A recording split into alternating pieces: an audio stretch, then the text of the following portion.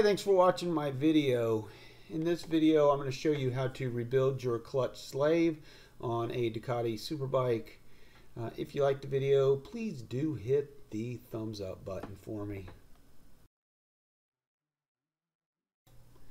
So first thing we got to do is take apart our clutch. So we're going to pull all the fluid out of the system. So if you've ever had to flush your clutch, which if you own a Ducati, you know that's kind of a daily chore, flushing out your clutch so it actually works before you ride. You want to pull the fluid out of your reservoir and then go down to the slave and pull all the fluid out of your system from the bleeder valve on the slave cylinder. So I just pulled off that little dust cap and I put it on a towel on the floor. That dust cap is very important. Do not lose that dust cap. If your bike doesn't have the dust cap on it, do go out and get yourself one of those dust caps. You do not want dirt and debris filling up your clutch bleeder valve because you were too lazy to go spend $1 on a new rubber cover for your bleeder valve. So right now I've got my Mighty Vac hooked up to the bleeder valve and I've pulled all the fluid out of the system. And I'm just going to lay my Mighty Vac on the floor. I'm going to wipe any fluid off. That way I don't have to worry about damaging anything. Remember, dot 3 and dot 4 are just terrible when it comes to getting on your paint. It'll just destroy your paint. It's not good for anything. So next I've got my Allen wrench and I'm loosening up the clamp on the clutch. So a little tip on removing that clamp is loosen the top first and the bottom will be a lot easier to work on. So I'm not taking the clamp off just yet because I do need that clamp in place so I can loosen the banjo bolt on the clutch line. So it's going to be a 12mm wrench and you're going to break that 12mm banjo bolt free from the master cylinder. We're not going to pull the bolt out just yet. But you do want the clamp on the handlebar so you have some kind of leverage to loosen that banjo bolt. So once we have the banjo bolt loosened, now we can remove the bolts that are on the clamp. And you see, once you've loosened the top one, the bottom one automatically comes loose. And you're going to do the opposite when you put it back together. You're going to tighten down the bottom one as tight as you can get it. So when you tighten down the top one takes all the stress, not the bottom one. So once we have that clamp out of the way, then we can start working on the rest of the parts. Mine is going to be a little bit more difficult than yours, simply because I have a wire running up the bracket which holds my reservoir. So that wire is for my heated grips. If you've ever owned a motorcycle with heated grips, you'll understand why I put heated grips on my Ducati 848. So with the master cylinder off of the handlebar, it gives us great access to the banjo bolt. And then we just take our 12mm wrench and we're going to remove that banjo bolt now. Before you even start this process, make sure that you have 2 brand new crush washers. You do not want to reuse the crush washers from your brake system. It's okay to reuse those crush washers for your oil drain plug, but not your brake system. Your brake system is a little bit more important. So because I have the extra wire for my heated grips on my reservoir, I'm going to go ahead and remove my reservoir now. And it's just a small screw that holds that reservoir on. And I'm just going to take that screw out and let the reservoir hang down the side of my bike.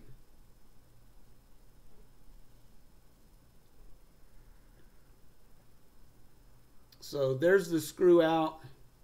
Now that reservoir will hang. I still have one more wire to remove, and that is for the clutch switch.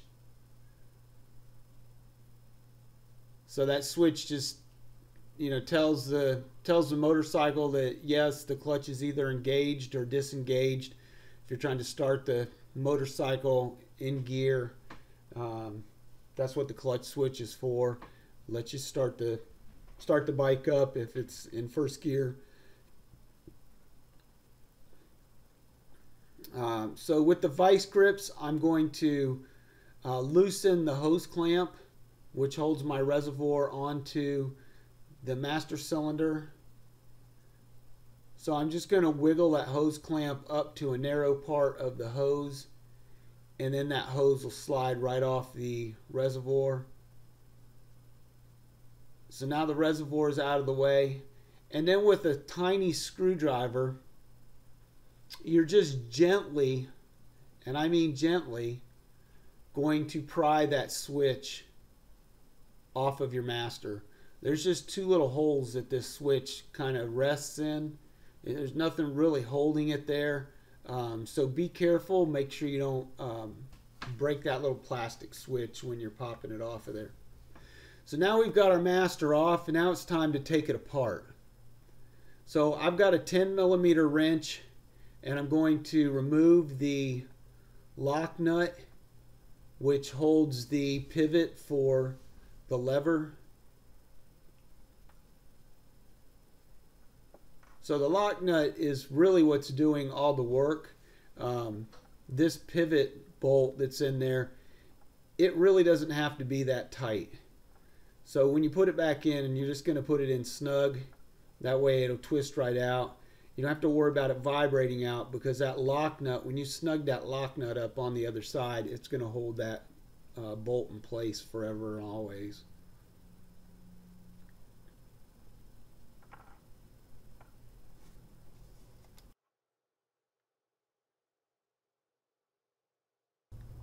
So with that pivot bolt out of the way, now you see that our lever pops right out. And be careful with this dust cover. That dust cover new is $24.95 before shipping. And you see I just have a small screwdriver and it pries right out. And now if I turn it upside down and show you the insides of it, you'll see all the dirt and debris. There is a crack in mine. I have ordered the new parts. I'm going to rebuild this one using used parts, but I do have new parts on the way for the next time this happens. And then once you've got it cleaned up inside, and you can see I was just pointing out that I do have a hole in mine, go ahead and mount this back onto your lever. And this is the proper way to install these levers. So if you buy some levers off the interwebs for your Ducati, you want to pop that dust cover off and slide it over that little rod before you install the lever onto your bike. So now you can see that there is a C-ring inside of the master, and we're just going to take some C-ring pliers, and we're going to compress that C-ring and pull it out of the master. And then you see the plunger pops up, and then it just slides out. So my seal on the bottom, once I pulled it out, right where my finger is, there's actually a tear in the rubber. So that's where my fluid is seeping past this seal and then seeping past the second one, because there's just too much pressure within the clutch. So riding down the road, fluid just drips out of my clutch master. It doesn't anymore, thank goodness, but it did. And there's nothing worse than pulling up somewhere and having clutch fluid everywhere, brake fluid everywhere. So here's my new one. The spring goes in, and there's a little pin that's at the bottom of that spring that sits in the bottom of the master to kind of hold that spring straight up and down in place.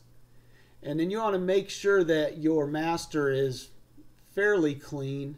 I know there's going to be somebody watching this video who's pretty much an idiot, who's going to tell me that the lint from the paper towel is going to wreak havoc on my clutch system. Well, I already know it's coming, so I'm just shaking my head, because there are a lot of idiot trolls on the interwebs who post crap like that. They're the same guys that park their Ducati in front of Starbucks and only go to the dealership for their services. So I'll just take it with a grain of salt and ignore them, delete them when they post up.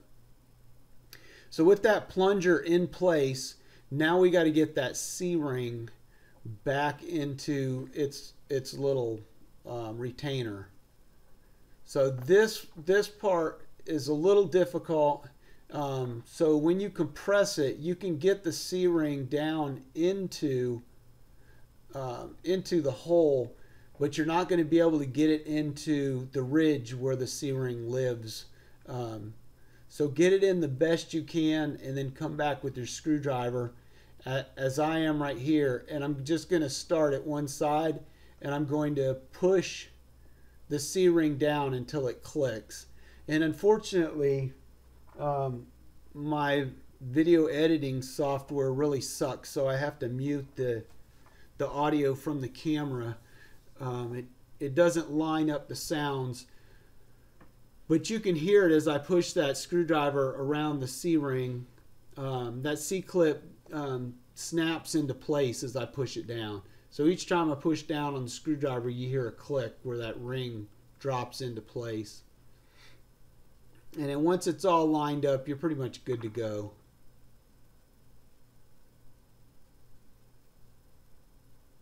So this kit, if you're buying this kit new for your bike, and that's what I suggest you do, I kind of have a benefit because I build a lot of Ducatis, so I have a lot of parts laying around my workshop.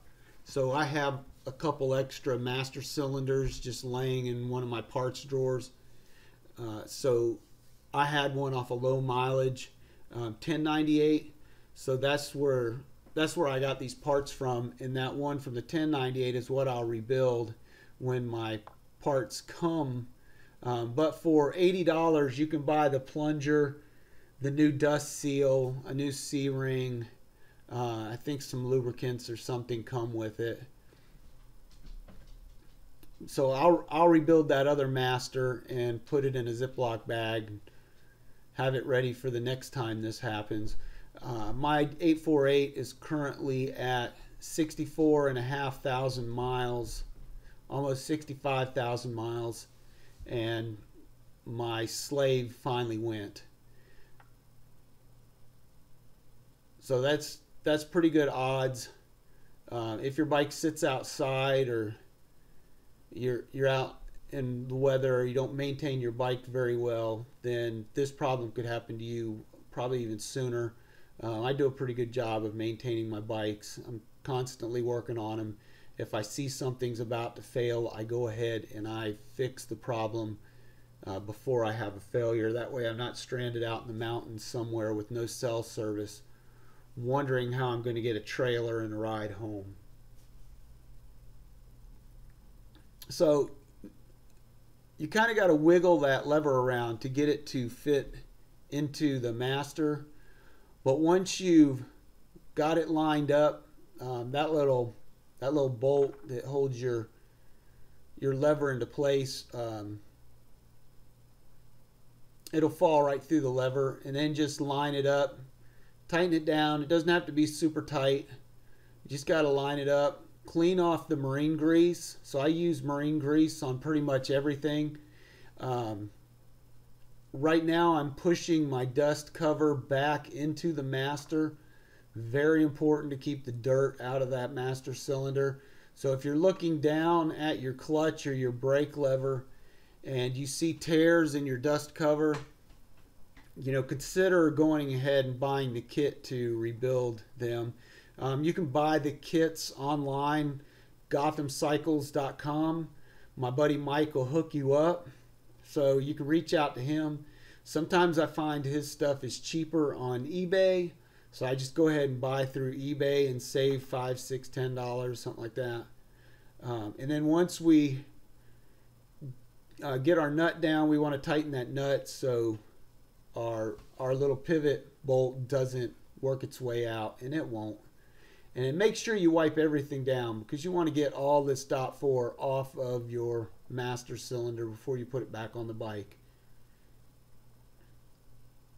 So this is what it looks like, and then there's an additional reservoir. I have a few of these reservoirs laying around, which is nice. They get discolored and kind of grody looking, so it's nice to be able to have extra parts so you can replace them. And then this is the pin, so if you're replacing your levers, it's nice to have a couple of those push pins laying around. Otherwise, when you take apart your OEM levers, you're going to have to break them. So this is the valve, the plunger that's inside your clutch, and this is what fails. The rubber fails on this. And like I said, the whole kit is 80 bucks shipped to your house, and I'm just going to rebuild this one in my right hand, and that'll be the one that I put on the bike if it ever leaks again, or if somebody comes to the house needing a new clutch reservoir, I'll just sell them that one already rebuilt for $100 or something, just to get them back on the road and get them going down the road. And then I'll just take theirs and rebuild theirs. So now we're at a point where we can put everything back together and get it all working. So here's my banjo bolt, and I already told you, new crush washers. Always use new crush washers on your brake and your clutch system. It's not like changing the oil where you can reuse the crush washer. You want new. Your life depends on this. Make sure you use new. Anytime you're using anything that has dot 3 or dot 4 used with it, you want to make sure that, especially your brake system, you do not want any air getting in your brake system because you were too cheap to replace a 10-cent crush washer. I buy crush washers by the 100 count bag, and I don't think they cost $9 for the entire bag. So don't come whining to me because your crush washer, you can't get used, or you can't get new crush washers. You had to use your old used one. Don't do it. I'm telling you right now, don't do it. So I've got my banjo bolt is just on finger tight. I'm leaving it loose so I can put everything else back on. I just clicked the switch, the clutch switch on. Now I'm going to put my reservoir back on. So I just put the hose on. You're going to put the hose on first, and then you want to go ahead and move the clamp down the hose and over the little fitting that comes off of the master. That way you get a good seal, and brake fluid will flow down your hose and into your master instead of down the hose and down the side of your bike. So that's on. Now we've got this little screw that holds our reservoir into place. So we want to put that little screw in there, and we want to tighten that screw down.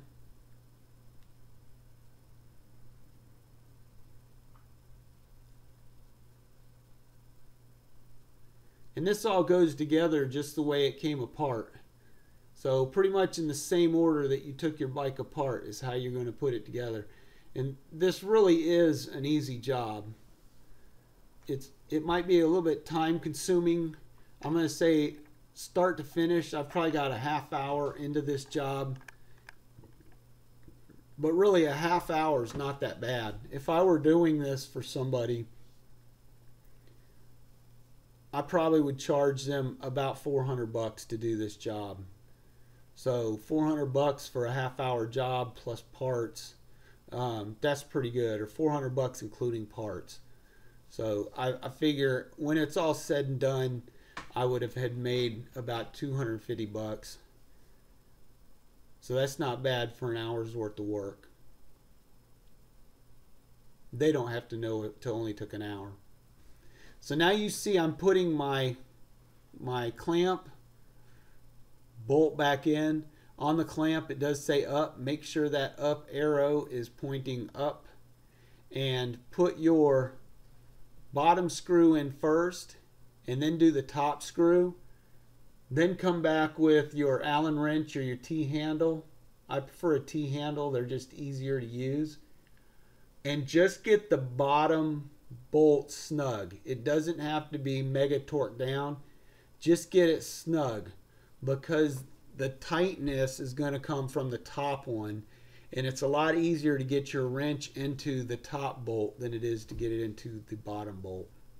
So as you see, I'm on the top bolt right now, and I'm really not tightening it down that much. It's probably only 10 foot-pounds at the most when I'm putting on that bolt, and that's plenty. So there's my clutch installed. Now it's time to bleed the system.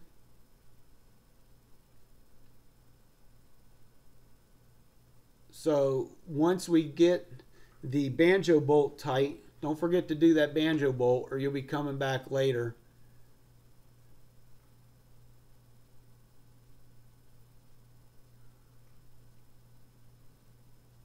The cool thing about Ducati, they did use black braided lines on these.